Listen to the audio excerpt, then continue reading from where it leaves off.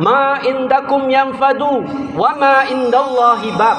Apa yang di sisi kamu itu akan lenyap semuanya, sementara apa yang telah engkau serahkan di jalan Allah, itulah yang akan kekal selama-lamanya. Apa yang kita sumbangkan hari ini dari uang recehan kita yang kita kumpulkan, 1.000 rupiah, 2.000 rupiah, itulah yang menyelamatkan kita nanti ketika dihadapkan di hadapan Allah Subhanahu wa Ta'ala. Hari ini panitia pembangunan masjid kita, Masjid Qawi, mengumumkan kepada kita untuk berinfak dan bersedekah.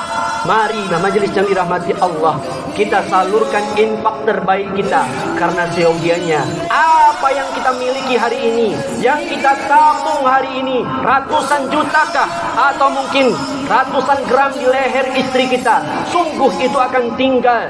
Sementara apa yang telah kita serahkan hari ini, apa yang telah kita serahkan nanti di jalan Allah, itulah yang akan kekal selama-lamanya. Allahu Akbar, Allahu Akbar, walillahil hamd.